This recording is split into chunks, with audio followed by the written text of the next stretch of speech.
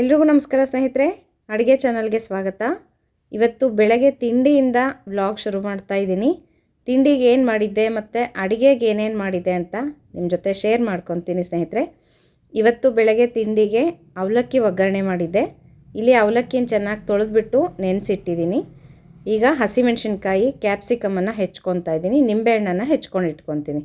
ಇವತ್ತು ಜಾಸ್ತಿ ಏನು ಹಾಕ್ತಾ ಇಲ್ಲ ಅವಲಕ್ಕಿ ಒಗ್ಗರಣೆಗೆ, ಸುಮ್ಮನೆ ಸಿಂಪಲ್ಲಾಗಿ ಮಾಡೋಣ ಅಂತ ಕ್ಯಾಪ್ಸಿಕಮ್ ಒಂದು ಅರ್ಧ ಇತ್ತು, ಅದನ್ನೇ ಹೆಚ್ಚಿಬಿಟ್ಟು ಹಾಕ್ತಾಯಿದ್ದೀನಿ. ಉಪ್ಪಿಟ್ಟಿಗೆ ಅಥವಾ ಅವಲಕ್ಕಿಗೆ ಕ್ಯಾಪ್ಸಿಕಮ್ ಹಾಕಿದ್ರೆ ತುಂಬ ಟೇಸ್ಟಾಗಿರುತ್ತೆ ಸ್ನೇಹಿತರೆ, ಟ್ರೈ ಮಾಡಿರಿ. ತರಕಾರಿಗಳನ್ನು ಹಾಕ್ಕೋಬೋದು, ಕ್ಯಾರೆಟನ್ನು ತುರಿದು ಹಾಕ್ಕೋಬೋದು, ತುಂಬ ಚೆನ್ನಾಗಿರುತ್ತೆ. ನಾನಿಲ್ಲಿ ತುಂಬ ಬೇಗನೆ ತಿಂಡಿ ರೆಡಿ ಆಗಬೇಕಿತ್ತು, ಹಾಗಾಗಿ ಸಿಂಪಲ್ಲಾಗೇ ಮಾಡ್ತಾಯಿದ್ದೀನಿ. ಹಸಿಮೆಣಸಿನ್ಕಾಯಿ ಹೆಚ್ಚಿಟ್ಕೊಂಡೆ ಮತ್ತು ಕ್ಯಾಪ್ಸಿಕಮನ್ನು ಹೆಚ್ಚಿಟ್ಕೊಂಡೆ. ಈಗ ಕೊತ್ತಂಬರಿ ಸೊಪ್ಪನ್ನು ಹೆಚ್ಚಿಟ್ಕೊತಾ ಇದ್ದೀನಿ. ನಾನಿಲ್ಲಿ ಕಾಯಿ ತುರಿ ಹಾಕ್ತಾಯಿಲ್ಲ. ಈಗ ಒಗ್ಗರಣೆಯನ್ನು ಶುರು ಮಾಡ್ಕೊಂಬಿಡೋಣ. ಒಂದು ಬಾಣಲಿ ಇಟ್ಕೊಂಡು ಎಣ್ಣೆ ಹಾಕೊಳ್ಳೋಣ. ಈ ಒಗ್ಗರಣೆಗಳು ಏನು ಮಾಡ್ತೀವಲ್ವ, ಅವಲಕ್ಕಿ ಅಥವಾ ಮಂಡಾಳು, ಪುರಿ ಏನು ಅಂತೀವಿ, ಕಡಲೆಪುರಿ, ಇದಕ್ಕೆಲ್ಲನೂ ಸ್ವಲ್ಪ ಎಣ್ಣೆ ಜಾಸ್ತಿ ಇರಬೇಕು ಸ್ನೇಹಿತರೆ. ಎಣ್ಣೆ ಮುಂದಿದ್ರೇ ತುಂಬ ರುಚಿಯಾಗಿರುತ್ತೆ, ಒಗ್ಗರಣೆನೂ ಚೆನ್ನಾಗಿ ಬರುತ್ತೆ. ಇಲ್ಲಾಂದರೆ ಒಂಥರ ಒಣ ಆಗಿಬಿಡುತ್ತೆ. ಈಗ ಎಣ್ಣೆ ಕಾದಿದೆ, ಇದಕ್ಕೆ ಸಾಸಿವೆ, ಜೀರಿಗೆ, ಕಡಲೆಬೇಳೆ, ಉದ್ದಿನಬೇಳೆ ಹಾಕಿ ಒಗ್ಗರಣೆಯನ್ನು ರೆಡಿ ಮಾಡ್ಕೊಂಬಿಡೋಣ. ಇವತ್ತು ಸ್ವಲ್ಪ ಸಿಂಪಲ್ ಅಡುಗೆ ಮಾಡ್ತಾಯಿದ್ದೀನಿ ಸ್ನೇಹಿತರೆ. ಬೆಳಗ್ಗೆ ತಿಂಡಿಗೆ ಅವಲಕ್ಕಿ ಒಗ್ಗರಣೆ ಮಾಡ್ಕೊಂಡ್ಬಿಟ್ಟು ಆಮೇಲೆ ಏನಾದರೂ ತವ್ವೆ ಮಾಡೋಣ ಅಂತ ಅಂದ್ಕೊತಾ ಇದ್ದೀನಿ. ದಿನನಿತ್ಯ ಸೊಪ್ಪಿನ ತವ್ವೆ ಬೇಜಾರಾಗುತ್ತೆ, ಮತ್ತು ತರಕಾರಿ ಹುಳಿನೂ ಮಾಡ್ತಾಯಿರ್ತೀನಿ ನಾನು ಅವಾಗವಾಗ. ಒಟ್ಟಿನಲ್ಲಿ ಬೇಳೆಗಂತೂ ಇಡಲೇಬೇಕು ಸ್ನೇಹಿತರೆ ನಮ್ಮ ಮನೆಯಲ್ಲಿ, ಹಾಗಾಗಿ ಬೇರೆ ಬೇರೆ ಏನಾದರೂ ತವ್ವೆಗಳನ್ನು ಟ್ರೈ ಮಾಡ್ತಾಯಿರ್ತೀನಿ. ಈಗ ಹಸಿಮೆಣಸಿನ್ಕಾಯಿ, ಕರ್ಬೇವಿನ ಸೊಪ್ಪು ಹಾಕ್ಕೊಂಡೆ, ಒಗ್ಗರಣೆ ರೆಡಿ ಆಗ್ತಾಯಿದೆ. ಕಡಲೆ ಬೀಜ ಹಾಕಿದ್ರೆ ತುಂಬ ರುಚಿಯಾಗಿರುತ್ತೆ ಅವಲಕ್ಕಿ ಒಗ್ಗರಣೆಗೆ. ನೋಡಿರಿ, ಈ ಕ್ಯಾಪ್ಸಿಕಮ್ ಹಾಕ್ಕೊಂಡೆ. ತರಕಾರಿಗಳನ್ನು ಹಾಕ್ಕೊಂಡು ಮಾಡ್ಕೋಬೋದು. ಆಲೂಗಡ್ಡೆ ಕ್ಯಾಪ್ಸಿಕಮ್ ಹಾಕಿದ್ರಂತೂ ಇನ್ನೂ ಟೇಸ್ಟಾಗಿರುತ್ತೆ. ಆಲೂಗಡ್ಡೆ ಇರಲಿಲ್ಲ, ಹಾಗಾಗಿ ನಾನು ಹಾಕಿಲ್ಲ ಅಷ್ಟೇ. ಸಿಂಪಲ್ಲಾಗಿ ಕ್ಯಾಪ್ಸಿಕಮ್ ಹಾಕಿ ಮಾಡ್ತಾಯಿದ್ದೀನಿ. ಒಗ್ಗರಣೆ ರೆಡಿ ಆಗ್ತಾಯಿದೆ. ಈಗ ನೆನೆಸಿರೋ ಅವಲಕ್ಕಿನ ಹಾಕ್ಕೊಂಬಿಡೋಣ. ಅವಲಕ್ಕಿ ಹೇಗೆ ನಾವು ಮೆಜರ್ಮೆಂಟಲ್ಲಿ ನೆನೆಸಬೇಕು ಅಂತಂದರೆ, ಒಬ್ಬರಿಗೆ ಒಂದು ಹಿಡಿ ಲೆಕ್ಕ ಸ್ನೇಹಿತರೆ. ನಿಮ್ಮ ಮನೇಲಿ ಎಷ್ಟು ಜನ ಇರ್ತೀರೋ ನೋಡ್ಕೊಳ್ರಿ. ಒಬ್ರಿಗೆ ಒಂದು ಹಿಡಿ ಹಾಕ್ಕೊಂಡ್ರೆ ಮಸ್ತಾಗುತ್ತೆ, ಅದು ನೆಂದ ಮೇಲೆ ಜಾಸ್ತಿ ಅನಿಸುತ್ತೆ. ಹಾಗಾಗಿ 3 ಜನ ಇದ್ದರೆ 3 ಹಿಡಿ, 1 ಹಿಡಿ ಎಕ್ಸ್ಟ್ರಾ ಹಾಕ್ಕೊಂಡ್ರೆ ಸ್ವಲ್ಪ ಜಾಸ್ತಿ ತಿನ್ನೋರ್ಗು ಸರಿ ಹೋಗುತ್ತೆ. ಈಗ ನೋಡಿರಿ, ಅವಲಕ್ಕಿ ಹಾಕಿದೆ, ಉಪ್ಪು ಹಾಕಿದೆ, ಸ್ವಲ್ಪ ಸಕ್ಕರೆ ಹಾಕಬೇಕು, ರುಚಿಗೆ ತುಂಬ ಚೆನ್ನಾಗಿರುತ್ತೆ. ಸ್ವಲ್ಪ ಚೆನ್ನಾಗಿ ಕಲಿಸ್ಕೊಂಡ್ಬಿಟ್ಟು ಸ್ವಲ್ಪ ನೀರು ಚಿಮ್ಕಿಸ್ಕೊಂಡ್ಬಿಟ್ರೆ ಅವಲಕ್ಕಿ ಚೆನ್ನಾಗಿ ಮೆತ್ತಗಾಗುತ್ತೆ, ತುಂಬ ಚೆನ್ನಾಗಿ ಬರುತ್ತೆ. ಒಂದು ಸ್ವಲ್ಪ ಅರಳ್ಕೊಂಡಂಗೆ ಆಗುತ್ತೆ ಅವಲಕ್ಕಿ. ಸ್ವಲ್ಪ ನೀರು ಚಿಮ್ಕಿಸ್ಕೊಂಡು ಮುಚ್ಚಿಟ್ಬಿಡಬೇಕು, ಅವಲಕ್ಕಿ ಆಗಲಿ ಅಥವಾ ಮಂಡಾಳು ಮಾಡೋವಾಗೂ ಅಷ್ಟೇ. ಈಗ ಅವಲಕ್ಕಿ ಎಲ್ಲ ಚೆನ್ನಾಗಿ ಕಲಿಸ್ಕೊಂಡಾಯಿತು.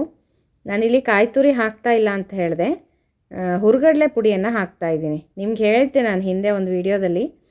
ಈ ಪುಡಿ ರೆಡಿ ಇರುತ್ತೆ ಸ್ನೇಹಿತರೆ. ಹುರ್ಗಡ್ಲೆ ಮತ್ತು ಒಣಕೊಬ್ಬರಿ ಹಾಕಿ ಪೌಡರ್ ಮಾಡಿಬಿಟ್ಟು ಒಂದು ಡಬ್ಬಿಗೆ ಹಾಕಿ ಇಟ್ಬಿಡ್ತೀನಿ. ಒಂದೊಂದು ಸಲ ಕಾಯಿ ತುರಿ ಇಲ್ಲ ಅಂದರೆ ಇದನ್ನು ಬಳಸಿದ್ರೆ ತುಂಬ ರುಚಿಯಾಗಿರುತ್ತೆ. ಟ್ರೈ ಮಾಡಿರಿ ಒಂದು ಸಲ, ಅವಲಕ್ಕಿಗಂತೂ ಸಖತ್ತಾಗಿರುತ್ತೆ ಸ್ನೇಹಿತರೆ. ಈಗ ಪುಡಿ ಹಾಕ್ಬಿಟ್ಟು ಚೆನ್ನಾಗಿ ಕಲಿಸ್ಕೊಂಬಿಡೋಣ. ಕೊನೆಯದಾಗಿ ಸ್ಟವ್ ಆಫ್ ಮಾಡಿಬಿಟ್ಟು ನಿಂಬೆಹಣ್ಣು ಹಿಂಡ್ಕೊಂಬಿಟ್ರೆ ಅವಲಕ್ಕಿ ಒಗ್ಗರಣೆ ರೆಡಿ. ಇವತ್ತು ಮಧ್ಯಾಹ್ನ ಊಟಕ್ಕೆ ಹೀರೆಕಾಯಿ ತವ್ವೆ ಮಾಡ್ತಾಯಿದ್ದೀನಿ ಸ್ನೇಹಿತರೆ. ಹುಳಿ ತವ್ವೆ ಅಂತಾರೆ ಕೆಲವೊಬ್ಬರು. ಹೀರೆಕಾಯಿ ಚೆನ್ನಾಗಿತ್ತು, ಒಂದೇ ಒಂದು ಇತ್ತು, ಹಾಗಾಗಿ ತವ್ವೆ ಮಾಡ್ಕೊಂಬಿಡೋಣ. ಇದು ಪಲ್ಯ ಮಾಡೋದಕ್ಕೆ ಹೋದರೆ ತುಂಬ ಸ್ವಲ್ಪ ಆಗುತ್ತೆ, ಹಾಗಾಗಿ ತವ್ವೆಗಾದರೆ ಸರಿ ಹೋಗುತ್ತೆ ಅಂತ. ಒಂದು ಸ್ವಲ್ಪ ದಪ್ಪ ಇದ್ದರೆ ಕಾಯಿ ನಮಗೆ ತವ್ವೆನೂ ಚೆನ್ನಾಗಿರುತ್ತೆ, ಆಮೇಲೆ ಒದಗುತ್ತೆ ತವ್ವೆ. ಈಗ ನೋಡಿರಿ, ಸಿಪ್ಪೆ ಎಲ್ಲ ಚೆನ್ನಾಗಿ ತೆಕ್ಕೊಂಡ್ಬಿಟ್ಟು ಇದನ್ನು ಹೆಚ್ಕೊಂಡ್ಬಿಡೋಣಂತೆ. ಬೇಳೆ ಆಗಲೇ ನಾನು ಬೇಯಿಸಿ ಇಟ್ಕೊಂಡಿದ್ದೀನಿ ಸ್ನೇಹಿತರೆ.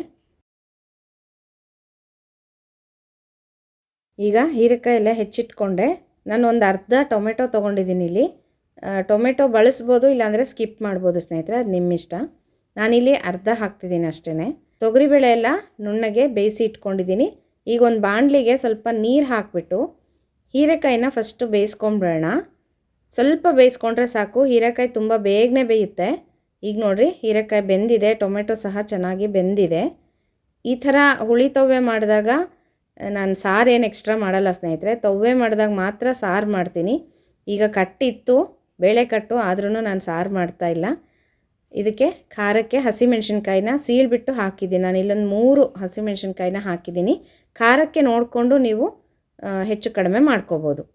ಈಗ ಕರಿಬೇವಿನ ಸೊಪ್ಪನ್ನು ಚೆನ್ನಾಗಿ ತೊಳೆದ್ಬಿಟ್ಟು ಕೈಯಿಂದ ಈ ಥರ ಮುರಿದು ಹಾಕಿದ್ರೆ ಕರಿಬೇವಿನ ಫ್ಲೇವರ್ ತುಂಬ ಚೆನ್ನಾಗಿ ಬರುತ್ತೆ ಅಡುಗೆಗೆ. ಈಗ ತವೆ ಚೆನ್ನಾಗಿ ಕುದೀತಾ ಇದೆ. ಇದಕ್ಕೆ ಸ್ವಲ್ಪ ಕಾಯಿ ತುರಿ ಮತ್ತು ಕೊತ್ತಂಬರಿ ಸೊಪ್ಪು ಹಾಕಿದ್ದೀನಿ. ರುಚಿಗೆ ತಕ್ಕಷ್ಟು ಉಪ್ಪನ್ನು ಹಾಕಿದ್ದೀನಿ. ಈಗ 1.5 ಚಮಚ ಅಥವಾ 2 ಚಮಚ ಹುಳಿ ಪುಡಿಯನ್ನು ಹಾಕ್ತಾಯಿದ್ದೀನಿ. ಹುಳಿ ಪುಡಿ ಹಾಕೋಬೋದು, ಇಲ್ಲಾಂದರೆ ಸ್ಕಿಪ್ ಮಾಡ್ಬೋದು, ನಿಮ್ಮಿಷ್ಟ. ನಾನು ಸ್ವಲ್ಪ ಫ್ಲೇವರ್ ಚೆನ್ನಾಗಿರುತ್ತೆ ಟೇಸ್ಟು ಅಂತ ಹಾಕ್ತಾಯಿದ್ದೀನಿ ಅಷ್ಟೇ. ಈಗ ತವೆ ಚೆನ್ನಾಗಿ ಕುದೀತಾ ಇದೆ. ತುಂಬ ಗಟ್ಟಿಯಾಗಿ ಮಾಡ್ಕೋಬಾರ್ದು ಸ್ನೇಹಿತರೆ, ಅದು ಆರಿದ ಮೇಲೆ ಮತ್ತೆ ಗಟ್ಟಿಯಾಗುತ್ತೆ ತಣ್ಣಗಾದ ಮೇಲೆ. ಹಾಗಾಗಿ ನಾನಿಲ್ಲಿ ತುಂಬ ಗಟ್ಟಿನೂ ಅಲ್ಲ, ತುಂಬ ನೀರಾಗೂ ಅಲ್ಲ, ಆ ಥರ ಮಾಡಿಕೊಂಡು ಇಳಿಸ್ಕೊಂಡಿದ್ದೀನಿ. ಈಗ ತವೆ ರೆಡಿ ಆಯಿತು. ಇದಕ್ಕೆ ಸಾಸಿವೆ, ಜೀರಿಗೆ, ಇಂಗು ಹಾಕಿ ಒಗ್ಗರಣೆ ಕೊಟ್ಬಿಟ್ರೆ ಹೀರೆಕಾಯಿ ತವೆ ರೆಡಿ ಆಯಿತು. ತುಂಬ ರುಚಿಯಾಗಿರುತ್ತೆ, ಸೂಪರಾಗಿರುತ್ತೆ. ಇದಕ್ಕೆ ನಿಂಬೆಹಣ್ಣು ಹಿಂಡ್ಕೋಬೇಕು ಸ್ನೇಹಿತರೆ. ಹುಳಿಗೆ ಹುಣಸೆ ಹಣ್ಣೆಲ್ಲ ಹಾಕಬಾರ್ದು, ನಿಂಬೆಹಣ್ಣು ಹಾಕಿದ್ರೇ ತುಂಬ ರುಚಿಯಾಗಿರುತ್ತೆ. 2 ರೀತಿಯಲ್ಲೂ ಮಾಡ್ತಾರೆ. ಹುಣಸೆ ಹಣ್ಣು, ಅಚ್ಕಾರದ ಪುಡಿ, ಹುಳಿ ಪುಡಿ ಹಾಕಿನೂ ಮಾಡ್ತಾರೆ. ಈ ಥರ ತುಂಬ ಚೆನ್ನಾಗಿರುತ್ತೆ. ನಿಂಬೆಹಣ್ಣು ಹಿಂಡ್ಕೊಂಡ್ಬಿಟ್ರೆ ತುಂಬ ರುಚಿಯಾಗಿರುತ್ತೆ. ಮತ್ತು ಒಗ್ಗರಣೆ ಕೊಟ್ಕೊಂಡ್ಬಿಟ್ರೆ. ಈಗ ಹುಳಿ ತವೆ ರೆಡಿ ಆಯಿತು. ಅನ್ನ ಹುಳಿತವೆ ಮಧ್ಯಾಹ್ನಕ್ಕೆ. ರಾತ್ರಿಗೆ ನೋಡೋಣ ಸ್ನೇಹಿತರೆ. ಅನ್ನ 2 ಹೊತ್ತು ತಿನ್ನೋದಕ್ಕೆ ಬೇಜಾರು ಅನಿಸುತ್ತೆ. ತಾಲಿಪಿಟ್ಟು ಅಥವಾ ಚಪಾತಿ ಏನಾದರೂ ರಾತ್ರಿಗೆ 2 ಮಾಡ್ಕೊಂಡ್ಬಿಟ್ರೆ ಸರಿ ಹೋಗುತ್ತೆ. ಇವತ್ತಿನ ಅಡುಗೆ ವ್ಲಾಗ್ ಇಷ್ಟೇ ಸ್ನೇಹಿತರೆ, ತುಂಬ ಸಿಂಪಲ್ಲಾಗಿ. ಹಾಗೆಯೇ ಮೊನ್ನೆ ಚಟ್ನಿಗಳು ಮಾಡಿತ್ತಲ್ಲ ಸ್ನೇಹಿತರೆ, ಅದು ಇದೆ. ಹಾಗಾಗಿ ಸಿಂಪಲ್ ಅಡುಗೆ ಅಷ್ಟೇ ಇವತ್ತು. ಇವತ್ತಿನ ಅಡುಗೆ ವ್ಲಾಗ್ ಹೇಗೆ ಅನ್ನಿಸ್ತು ಸ್ನೇಹಿತರೆ ಕಮೆಂಟ್ ಮಾಡಿ ತಿಳಿಸೋದು ಮರಿಬೇಡಿ. ಮತ್ತು ಮುಂದಿನ ವಿಡಿಯೋ ಒಟ್ಟಿಗೆ ಸಿಗ್ತೀನಿ. ನಮಸ್ಕಾರ.